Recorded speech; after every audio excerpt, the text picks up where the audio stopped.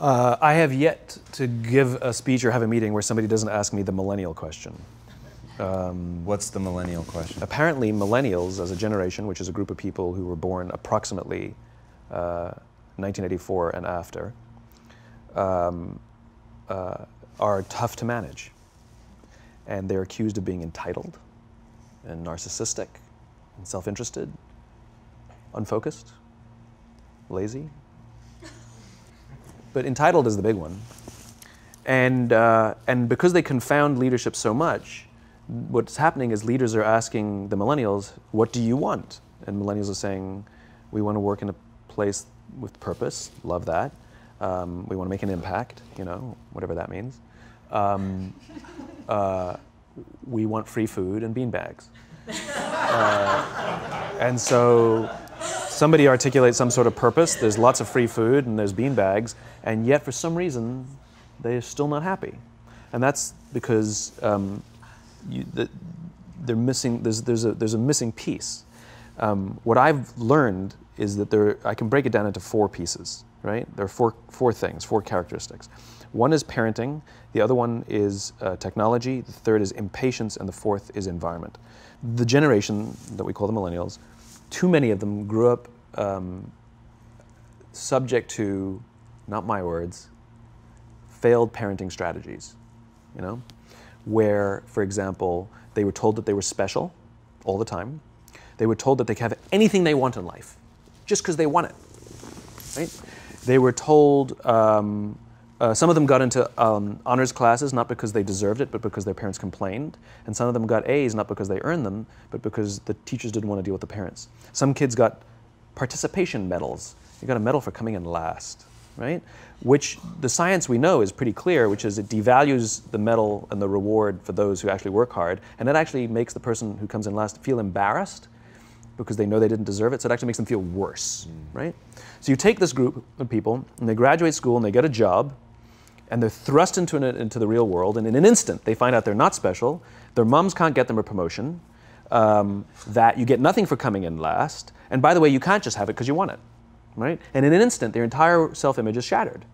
And so you have an entire generation that's growing up with lower self-esteem than previous generations. The other problem, to compound it, is we're growing up in a Facebook, Instagram world. In other words, we're good at putting filters on things. We're good at showing people that life is amazing even though I'm depressed, right? And so everybody sounds tough, and everybody sounds like they got it all figured out. And the reality is there's very little toughness, and most people don't have it figured out. And so when the more senior people say, well, what should we do? They sound like, this is what you got to do. And they have no clue, right? So you have an entire generation growing up with lower self-esteem than previous generations, right? Through no fault of their own, right? They were dealt a bad hand, right? Now let's add in technology. We know that engagement with social media and our cell phones releases a chemical called dopamine. That's why when you get a text, it feels good, right? So, you know, we've all had it where you're feeling a little bit down or feeling a bit lonely, and so you send out 10 texts to 10 friends, you know, hi, hi, hi, hi, hi, because it feels good when you get a response, right? Right? It's why we count the likes. It's why we go back 10 times to see if my Instagram is growing slower. Did I do something wrong? Do they not like me anymore, right? The trauma for young kids to be unfriended, right? Because we know when you get a hit of dopamine, which feels good. It's why we like it. It's why we keep going back to it. Dopamine is the exact same chemical that makes us feel good when we smoke, when we drink, and when we gamble. In other words, it's highly, highly addictive. Right? We have age restrictions on smoking, gambling, and alcohol, and we have no age restrictions on social media and cell phones, which is the equivalent of opening up the liquor cabinet and saying to our teenagers, hey, by the way, this adolescence thing, if it gets you down. But that's basically what's happening. That's basically what's happening, right? That's basically what happened. You have an entire generation that has access to an addictive, numbing chemical called dopamine through social media and cell phones as they're going through the high stress of adolescence. Why is this important? Almost every alcoholic discovered alcohol when they were teenagers. When we're very, very young, the only approval we need is the approval of our parents. And as we go through adolescence, we make this transition where we now need the approval of our peers. Very frustrating for our parents, very important for us. It allows us to acculturate outside of our immediate families into the broader tribe, right? It's a highly, highly stressful and anxious period of our lives, and we're supposed to learn to rely on our friends. Some people, quite by accident, discover alcohol and numbing effects of dopamine to help them cope with the stresses and anxieties of adolescence. Unfortunately, that becomes hardwired in their brains, and for the rest of their lives, when they suffer significant stress, they will not turn to a person, they will turn to the bottle. Social stress, financial stress, career stress, that's pretty much the primary reasons why an alcoholic drinks, right? What's happening is, because we're allowing unfettered access to these dopamine-producing devices and media, basically it's becoming hardwired, and what we're seeing is, as they grow older, too many kids don't know how to form deep, meaningful relationships. Their words, not mine. They will admit that many of their friendships are superficial. They will admit that their friends, that they don't count on their friends, they don't rely on their friends, they have fun with their friends, but they also know that their friends will cancel on them if something better comes along. Deep, meaningful relationships are not there because they never practice the skill set, and worse, they don't have the coping mechanisms to deal with stress. So when significant stress starts to show up in their lives, they're not turning to a person, they're turning to a device, they're turning to social media, they're turning to these things which offer temporary relief. We know, the science is clear, we know that people who spend more time on Facebook suffer higher rates of depression than people who spend less time on Facebook, right? These things balanced. Alcohol is not bad, too much alcohol is bad. Gambling is fun, too much gambling is dangerous, right? There's nothing wrong with social media and cell phones. It's the imbalance, right? If you're sitting at dinner with your friends and you're texting somebody who's not there, that's a problem. That's an addiction.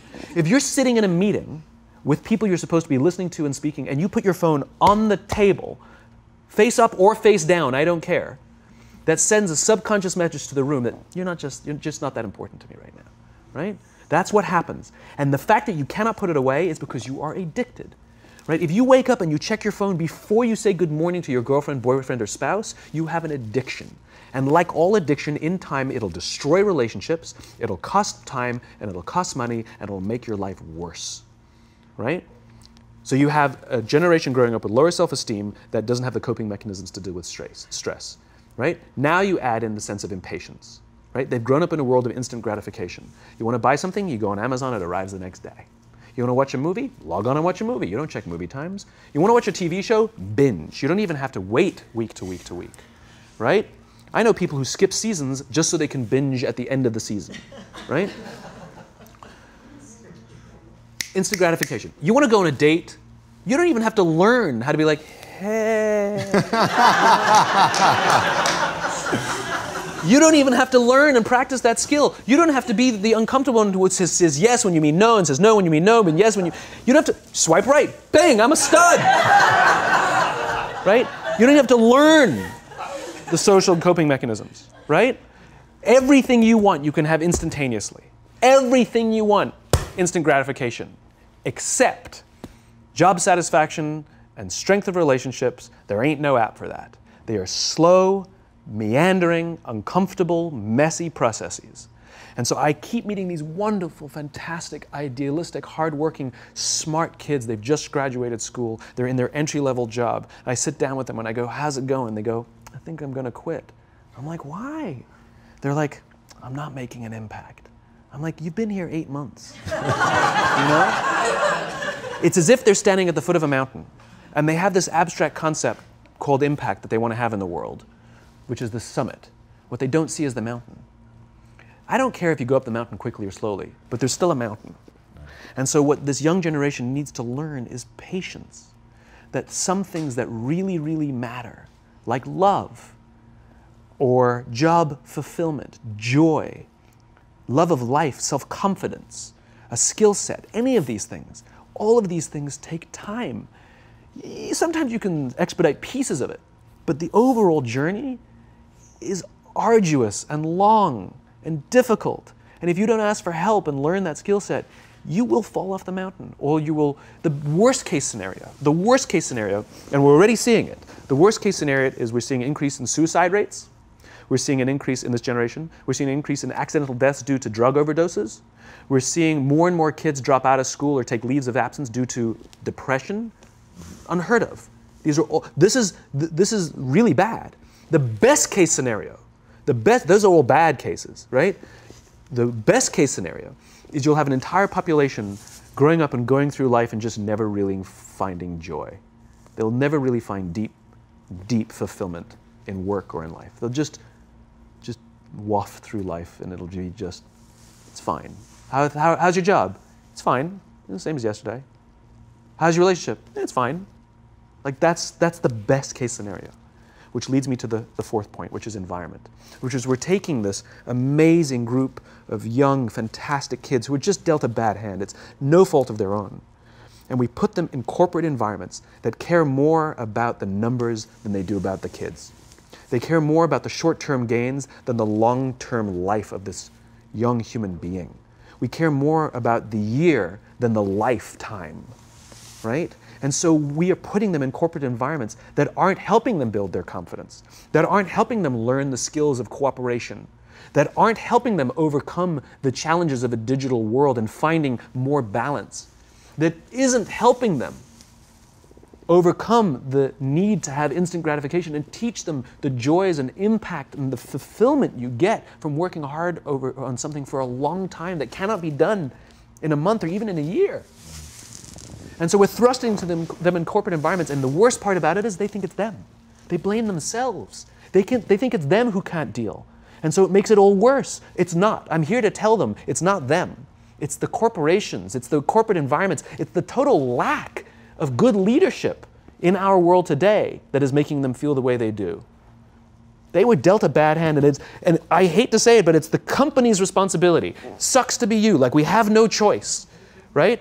This is what we got, and I wish that society and their parents did a better job. They didn't. So we're getting them in our companies, and we now have to pick up the slack. We have to work extra hard to figure out the ways that we build their confidence. We have to work extra hard to find ways to teach them the social skills that they're missing out on. There should be no cell phones in conference rooms. None. Zero. And I don't mean the kind of like sitting outside waiting to text. I mean like when you're sitting and waiting for a meeting to start, this is what we all do. We all sit here and wait for the meeting to start. Meeting starting? Okay. And we start the meeting. No, that's not how relationships are formed. Remember we talked about it's the little things?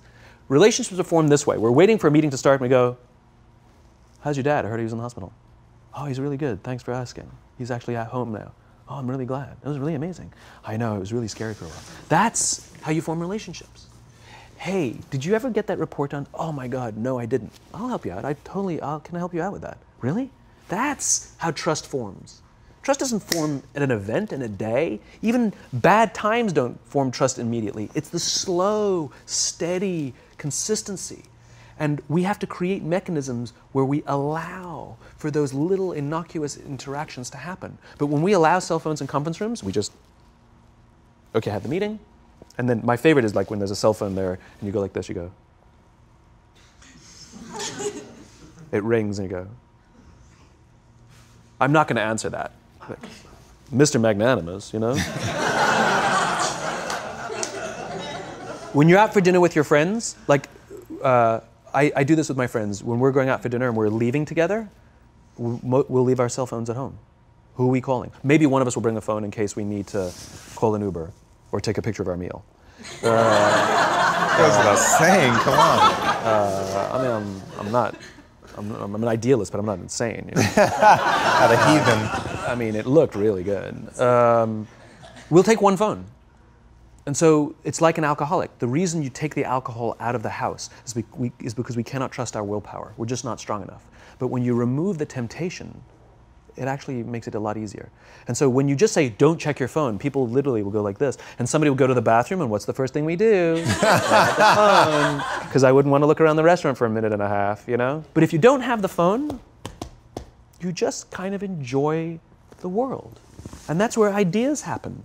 The constant engagement is not where you have innovation and ideas. Ideas happen when our minds wander and we go, and you see something, I bet they could do that. That's called innovation, right? But we're taking away all those little moments, right?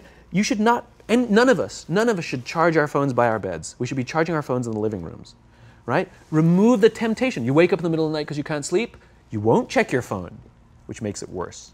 But if it's in the living room, it's relaxed, it's fine. But it's my alarm clock. buy an alarm clock.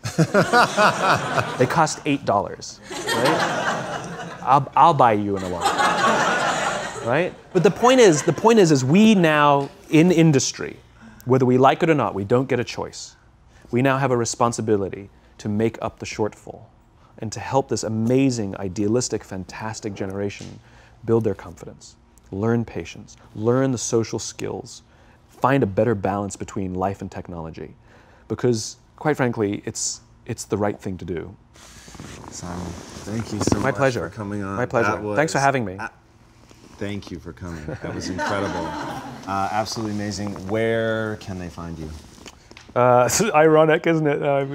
Well, you can find me on social media. When you're not in a meeting. So yeah, I'm in all the usual places. But I will tell you one thing. So I have a new book coming out in September. It's a thinly veiled plug. But You've made them very happy. But what's special about it is I wanted to produce something that no digital format could reproduce. Interesting. And so it's an illustrated quote book. It's beautifully illustrated. I was very sort of pushy about this, that I didn't want the illustrations done on a computer. They were done by hand. There's a song, Aloe Black, the singer, the Grammy-nominated singer. The book is called Together is Better, and he gave me a song that goes with it. And the music is at the back of the book, and it's actually, the lyrics are in his handwriting. It's actually his handwriting. And here's the best part. The book is scented. We scented it with a custom scent made by this amazing company called 1229, and they designed for me the scent of optimism. All right. So you smell the pages, and they smell like optimism, right? And the thing that I love about this is I can't do that in any ebook format. I wanted to create something that you had to physically engage with, and it's designed to be given as a gift. The first page says to, from, because I wanted it to be given as a gift to someone you want to say thank you for inspiring you, or to give to someone you wanted to inspire. It was designed to promote this physical interaction and engaging with the real world. So I'm really proud of it. It's incredible, man. Super unique. Yeah, it's fun. I hope it does smashingly well, as your other books have, and have given so much to people, and it's just really, really been incredible. And what you shared with us today, man, honestly. Thank you. Absolutely wonderful. Appreciate it. Thank you very much. So much. Truly, thank you for having me. My pleasure. Guys, I should have done the entire interview at his feet, which is exactly how it felt. He has an amazing Twitter quote, which I'm going to paraphrase, but leaders are learners, and the people who stop pretending like they know everything and really open themselves up to knowledge are the ones that go farther ahead. Needless to say, it was much shorter than that since it was 140 characters, but that's the idea. And when I encountered Simon for the first time, it was with that enthusiasm of being opened up to learning something new, to changing everything, to build something that is better. Knowing why you're doing what you're doing is so critical, and just the human way in which he approaches the world and the connection, and hearing that today in front of this audience and seeing everybody in rapt attention and talking about putting the cell phones aside and really remembering to connect. I think that is just incredibly, incredibly important. So, Simon, thank you again so much for sharing with us. My pleasure. Thank you very much. Really beautiful.